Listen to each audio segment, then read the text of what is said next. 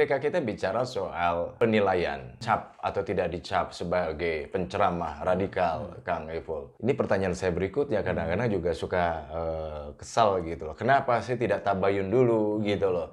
Memanggil tadi penceramahnya gitu. Ketika memang pemerintah menilai bahwa Ustadz Felix Xiao, Ustadz Abdul Somad di antara dari beberapa nama itu yang memang dinilai radikal, kenapa tidak diajak bicara dulu, gitu loh? Oh iya, kamu di sini ya yang nggak bagus, diindikasi radikal, gitu loh. Kan kalau tabayun enak ya seharusnya kan gitu ya, Kang Ipul ya. Nah, fobia, Kang. Kalau fobia itu orang memang menjadi berperilaku di luar nalar yang wajar, berperilaku di luar kelaziman orang-orang bersikap. Namanya biasa disebut fobia gitu. Misalkan fobia kucing gitu. Orang kebanyakan kan nggak ada masalah, tapi dia baru ngelihat aja udah ketakutannya luar biasa. Itu kan sebetulnya tidak masuk akal. Anggaplah gangguan kepribadian gitu yang tingkatnya kecil, itu respon-responnya menjadi tidak wajar. Nah, itu juga sama, Islamfobia gitu.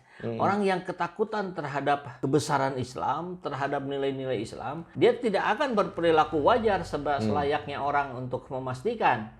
Wajarnya gimana? Tadi kata Kang Ijul, tabayun. Nah ini mah tidak, langsung saja. Karena apa? Karena takut Islam ini semakin besar gitu.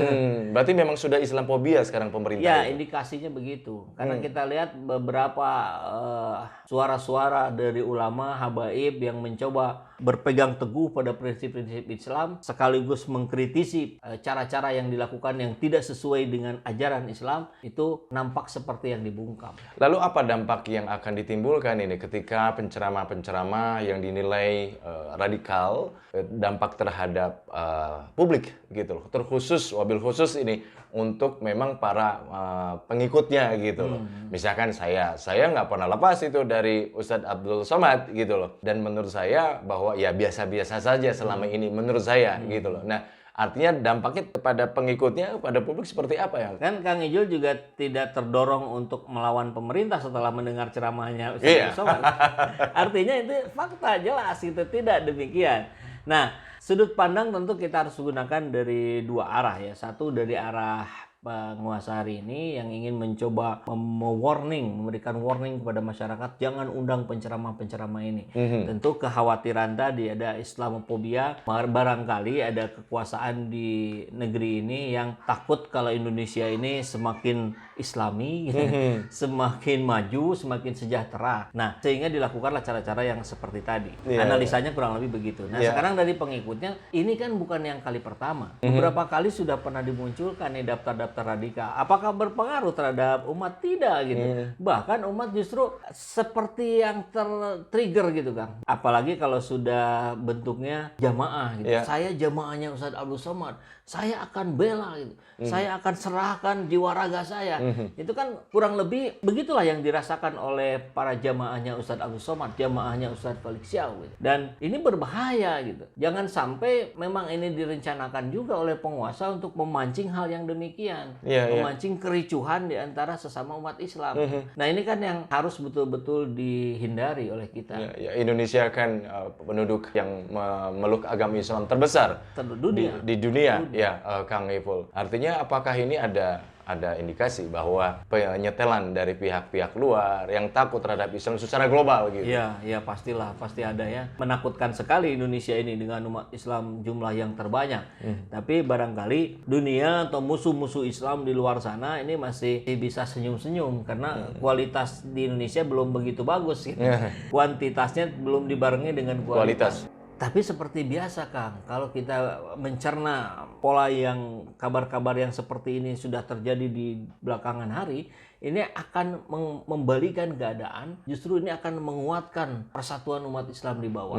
Kita ingat, misalkan kejadian 9/11 di Amerika, kemudian langsung dituduh pihak teroris Islam yang melakukannya. Tapi faktanya ternyata kan bukan gitu. Tapi dampaknya apa? Ternyata dari situ kemudian orang berbondong-bondong masuk Islam gitu. Nah, barangkali cara Allah memang selalu indah ya kan. Jadi ketika ditekan-tekan berharap kondisi umat Islam tercerai-berai, justru itu menjadi trigger terjadinya penguatan di massa yang ada di bawah. Gitu. Iya. Jadi saya teringat ada satu statement itu Kang Epul bahwa pihak-pihak yang ingin memerangi Islam itu sekarang masih ya tadi Kang Epul sampaikan masih ketawa-ketawa, masih santai saja. Kuantitas boleh banyak, tetapi secara kualitas masih belum, ya kan. Nah, tapi ketika umat Muslim di dunia khususnya di Indonesia kalau sudah jumlah orang sholat subuh di masjid berjamaah itu sama seperti sholat Jumat, itu udah mulai takut gitu ya. Katanya begitu ya. Katanya begitu. Ini saja udah ditakutin. Apalagi nanti kalau jumlah orang berjamaah subuh di masjid lebih banyak dibanding Jumatan gitu. Nah, artinya ketakutan-ketakutan ini ya bisa dia bilang tadi ya memang ada indikasi dari luar ya. Iya, makanya saya kira termasuk itu pula pesanan Habib Rizik harus selama mungkin berada di penjara gitu. Karena kalau Habib Rizik keluar ini kan sang pemersatu gitu. Beliau itu dari seluruh kalangan, dari seluruh level tingkatan agama itu merujuk ke beliau gitu hari ini gitu. Dan bahkan kalau bicara elektabilitas sebagai presiden pun beliau sangat moncer gitu. Tapi pasti beliau tidak memilih itu. Nah, yang menarik juga adalah Kang Ejul, respon dari Ustadz Felix Yao yang saya kira ini menjadi gambaran dari respon para ustadz yang lain yang dimasukkan ke jajaran itu. Apa yang beliau respon? Kurang lebih beliau meresponnya dengan santai, dengan tertawa, bahkan saya bertahan di nomor 2 gitu. Waktu itu Habib Rizik nomor 1, saya nomor 2. Sekarang Habib Riziknya berganti, saya tetap nomor 2. Kapan saya nomor 1-nya nih? Ini kan luar biasa nih. Ini respon yang begitu elegan dari seorang Ustadz Felix ya, dan menunjukkan ketidakkhawatiran beliau gitu. Karena kita lihat juga masyarakat jamaahnya juga santai-santai saja.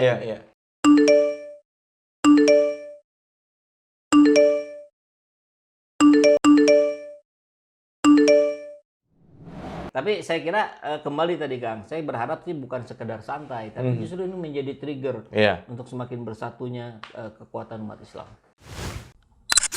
Bismillahirrahmanirrahim. Assalamualaikum warahmatullahi wabarakatuh. Sahabat semua, alhamdulillah program renovasi toilet masjid sudah berjalan seperti kita lihat di video ini, dan mudah-mudahan seluruh amal jariah, donasi, wakaf dari sahabat semua untuk mendapatkan ganjaran dari Allah jauh berlipat ganda, bukan hanya di akhirat tapi juga di dunia. Begitu juga dengan program ADI, Akademi Dakwah Digital Indonesia. Kita sudah selesaikan di angkatan pertama dan tentu ini dilanjutkan dengan membuka angkatan kedua. Tentu upaya perbaikan terus kami lakukan untuk meningkatkan kualitas tanpa memungut biaya kepada para santri, kepada para siswa yang datang. Karena niatan kami adalah bagaimana terus-menerus memperbanyak para pendakwah-pendakwah yang bisa berbicara di depan kamera, yang bisa disebarkan di YouTube, di TikTok, di Instagram, di Facebook, dan di semua platform media sosial lainnya. Ini sangat perlu. Karena kita lihat musuh-musuh Islam, baik dari kalangan Islam sendiri maupun kalangan non-Islam, itu tidak henti-hentinya menebarkan video-video yang berupaya mendegradasikan umat Islam. Maka kita harus berada di garda terdepan untuk menghalau itu. Mudah-mudahan Allah memberkahi perjalanan kita. Bagi sahabat semua yang ingin terus membersamai kami dalam perjuangan dakwah ini, seperti biasa, sahabat bisa sampaikan donasinya di rekening yang ini dan mengkonfirmasikannya ke nomor yang ini. Mari kita berjuang bersama-sama.